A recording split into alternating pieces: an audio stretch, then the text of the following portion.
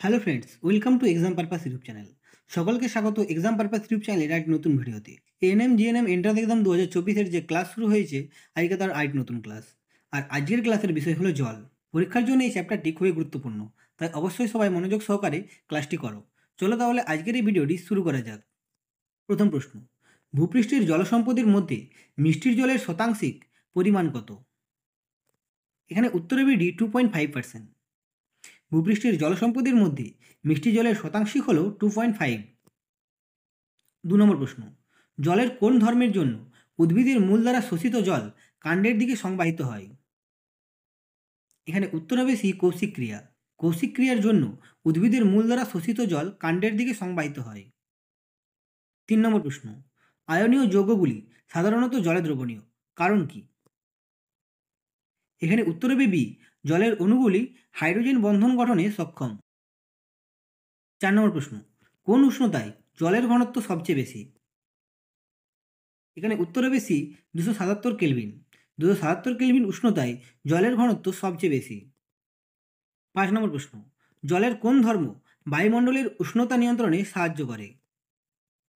এখানে উত্তর হবে সি, আপেক্ষিক তাপ। জলের আপেক্ষিক তাপ ধর্ম বায়ুমণ্ডলের উষ্ণতা নিয়ন্ত্রণে সাহায্য করে। 6 নম্বর প্রশ্ন, নিচের কোন অজৈব যৌগ জলে অদ্রবণীয়? এখানে উত্তর হবে D, calcium sulphate. Calcium sulphate যৌগটি জলে অদ্রবণীয়।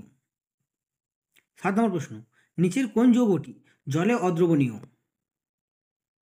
এখানে উত্তর হবে এ, ক্যালসিয়াম কার্বনেট। ক্যালসিয়াম কার্বনেট যৌগটি জলে অদ্রবণীয়। 8 নম্বর প্রশ্ন, সরু ব্যাসযুক্ত নলের ভিতর দিয়ে তরল পদার্থের উপর দিকে ওঠার প্রবণতা দেখা যায়, এই ধর্মকে কি বলা হয়? এখানে উত্তর হবে বি, কৌশিক ক্রিয়া। এই ধর্মকে কৌশিক ক্রিয়া বলা হয়। 9 নম্বর প্রশ্ন, জল হাইড্রোজেন ও অক্সিজেনের যৌগ, এই তত্ত্বটি প্রথম কে প্রমাণ করেন? এখানে উত্তর হবে সি, ক্যাভেন্ডিশ। জল হাইড্রোজেন ও অক্সিজেনের যৌগ, এই তত্ত্বটি প্রথম বিজ্ঞানী ক্যাভেন্ডিশ প্রমাণ করেন। 10 নম্বর প্রশ্ন, জলকে জীবাণুমুক্ত করার জন্য কি যোগ করা হয়? এখানে উত্তর হবে বি, ব্লিচিং পাউডার। জলকে জীবাণুমুক্ত করার জন্য ব্লিচিং পাউডার যোগ করা হয়। 11 নম্বর প্রশ্ন, জলকে জীবাণুমুক্ত করার জন্য নিচের কোন রশ্মি ব্যবহৃত হয়? এখানে উত্তর হবে সি, অতি বেগুনি রশ্মি। জলকে জীবাণুমুক্ত করার জন্য অতি বেগুনি রশ্মি ব্যবহৃত করা হয়। 12 নম্বর প্রশ্ন, প্রাকৃতিক জলের অস্থায়ী ক্ষরতার জন্য নিচের কোন লবণটি দায়ী হতে পারে? এখানে উত্তর হবে বি, CaHCO3 2। 13 নম্বর প্রশ্ন, পাতিত জলে ZnSO দ্রবীভূত করলে উৎপন্ন দ্রবণের প্রকৃতি কিরূপ হবে? এখানে উত্তর হবে এ, ক্ষরজলের মতো। পাতিত জলে ZnSO দ্রবীভূত করলে উৎপন্ন দ্রবণের প্রকৃতি ক্ষরজলের মতো হবে। 14 নম্বর প্রশ্ন, নিচের কোনটির তুল্য পরিমাণ ভরের দ্বারা জলের ক্ষরতা পরিমাপ করা হয়? এখানে উত্তর হবে বি, CaCO3। CaCO3 এর তুল্য পরিমাণ ভরের দ্বারা জলের ক্ষরতা পরিমাপ করা হয়। 15 নম্বর প্রশ্ন, নিচের কোনটি মৃদু জলের উৎস?